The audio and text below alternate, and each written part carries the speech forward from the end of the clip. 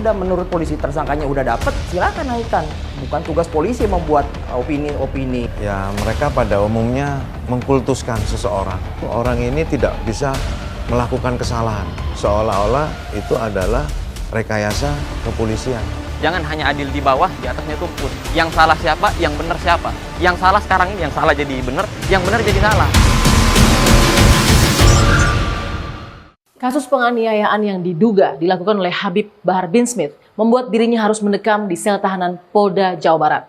Apa yang terjadi sehingga Habib Bahar Smith ditetapkan menjadi tersangka? Saksikan dalam episode kali ini bersama saya, Balkis Maisang.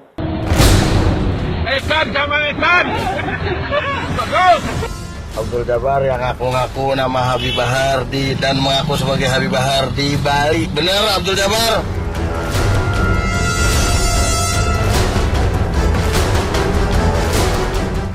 Tersangka yang berinisial PS sudah dilakukan penahanan di Polda Jawa Barat untuk proses hukum.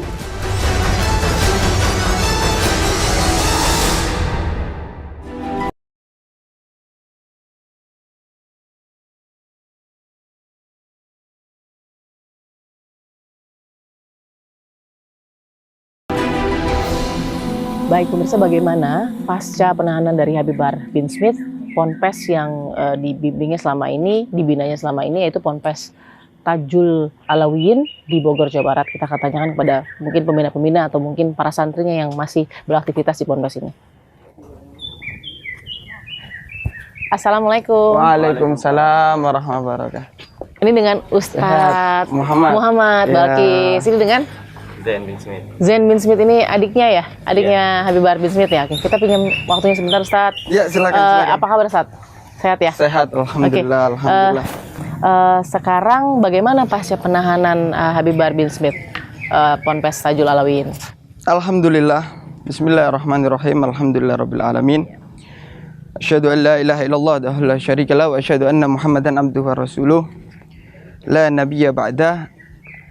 Bagi kami dan anak-anak santri, alhamdulillah, summa alhamdulillah, apapun yang terjadi dengan Habib Bahar bin Smith atau dengan siapapun, bahkan mungkin dengan orang tua para santri, kita selalu mengajarkan untuk terus istiqomah melanjutkan cita-cita gitu. Jadi perjuangan itu nggak akan berhenti karena sebab resiko perjuangan. Setelah penahanan, Ponpes Tajul Alawiyin berjaga-jaga 24 jam, ketat menjaga ponpesnya. Benar nggak sih, Ustadz? Dan apa yang terjadi sebenarnya?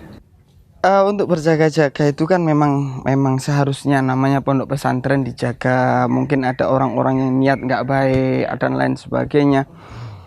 Memang kita jaga ya, kegiatan hampir seperti biasa saja. Memang kita jaga, setiap harinya memang kita jaga. Karena di pesantren kan ada barang-barang berharga milik para ustadz, milik para pengajar dan lain sebagainya. Dan juga takutnya ada orang-orang yang memang dari awal nggak suka, akhirnya ketika ada kejadian ini menurut mereka itu suatu hal yang istimewa bagi mereka, suatu kesempatan untuk menjelekkan, untuk menghina, untuk menjatuhkan, untuk berpikiran negatif segala macam. Takutnya itu mempengaruhi daripada keadaan sekitar pondok. Tapi alhamdulillah untuk sampai saat ini nggak ada apa-apa. Seperti seakan-akan nggak ada apa-apa, tapi memang bedanya adalah ya biasa kita ketemu Habib Bahar di sini tiap pagi, tiap subuh. Sekarang nggak ketemu. Iya, habis subuh kadang beliau ngisi pasti itu kan, habis sholat subuh, habis baca wirdul latif dan sebagainya, beliau buka kitab untuk ngisi gitu.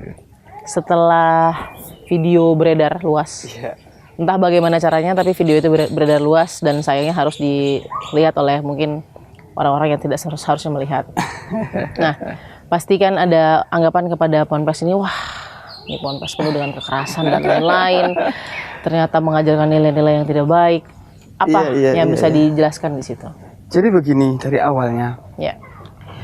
Semua orang yang nggak suka Habib Bahar atau yang nggak suka dengan perjuangan yang mungkin mereka anggap radikal dan keras, itu apapun yang kita lakukan pasti bagi mereka adalah suatu kesalahan. Mereka nggak mau tahu kenapa sebelumnya, ada apa sebelumnya.